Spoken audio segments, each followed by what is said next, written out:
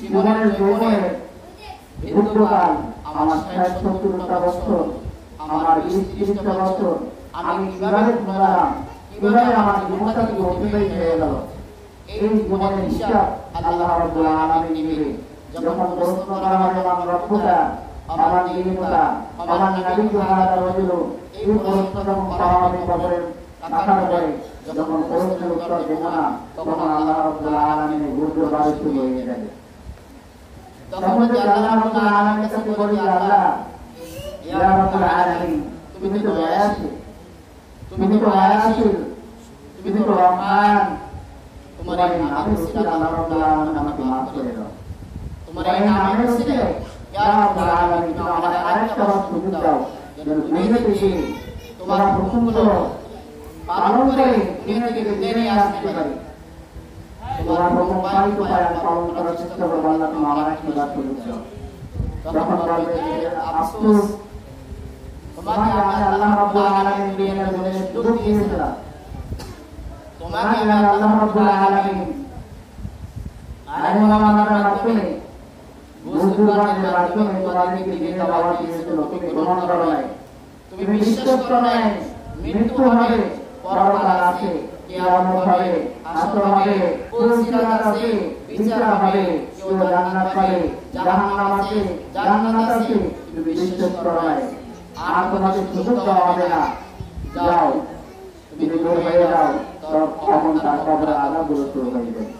দোস্ত বুজুর্গ, আল্লাহ রাব্বুল আলামিন দুনিয়ার সামান্য একটু কষ্ট, দুনিয়ার সামান্য একটু কষ্ট আমরা সহ্য করতে পারি না, দুনিয়ার সামান্য একটু দেখা আমরা সহ্য করতে পারি না, কিন্তু জাহান্নামের আগুন, জাহান্নামের কষ্ট এতটা ভয়ানক, এতটা কষ্টকর, যেটা বলে মুখে বলে আর বোঝানো যাবে না।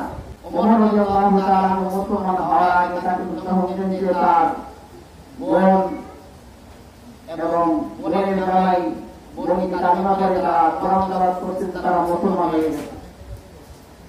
তিনি রওনা দিয়েছেন রাসূলুল্লাহ সাল্লাল্লাহু আলাইহি ওয়াসাল্লামকে হত্যা করার জন্য, কিন্তু প্রতিমধ্যেই শুনেন যে তার বোন এবং বোন জামাই কালিমা পড়ে মুসলমান হয়ে গেছে। তিনি সে জায়গা থেকে তার বাড়ি যায়, বলেন যে তুমি তো মুহাম্মাদের পাল্লা চালানোর জন্য যাও, মুহাম্মাদকে হত্যা করার জন্য যাও, তোমার বাড়ি গেছে, তোমার বোন এবং বোন জামাই তারা মুসলমান হয়ে গেছে, তারা কালিমা পড়ে মুসলমান হয়ে গেছে। যখন ওমর রাদিয়াল্লাহু তাআলা আনহু তার বাড়ি শুনলেন যে কোরআন তেলাওয়াত, তাহা মা আনসালনা আলাইকাল কুরআনা লিতাশকা, এরকম করে কোরআন তেলাওয়াত করতেছে। তখন তিনি শুনে ওমর রাদিয়াল্লাহু তাআলা আনহু বলেন যে তাদের মারবে কিসের কথা, আল্লাহ রাব্বুল আলামিন তাদেরকে হেদায়েত করে দিয়েছেন। বলেন যে বোন তুমি আমাকে কোরআন পড়া শিখাও, তুমি কি গ্রন্থ পড়তে গ্রন্থ পড়া আমার শিখাও, আমি কালিমা পড়বো, আমাকে মুসলমান বানিয়ে দাও। তখন তার বোন বলতেছে তুমি অপবিত্র, আমি সংক্ষেপে বলতেছি যে তুমি অপবিত্র, তোমাকে কোরআন পড়ানো যাবে না, তোমাকে এই গ্রন্থ পড়ানো যাবে না, তুমি পবিত্র হয়ে আসো, গোসল করে আসো। আল্লাহ হযরত ওমর রাদিয়াল্লাহু তাআলা আনহুকে পবিত্র অবস্থায় তাই কালিমা পড়ে মুসলমান বানিয়েছেন। এজন্য আল্লাহ হাবিব সাল্লাল্লাহু আলাইহি ওয়াসাল্লাম তখনই দোয়া করতেন যে আল্লাহ আমাকে দুই উম্মতকে আর উম্মতকে তুমি দিনের জন্য কবুল করে নাও।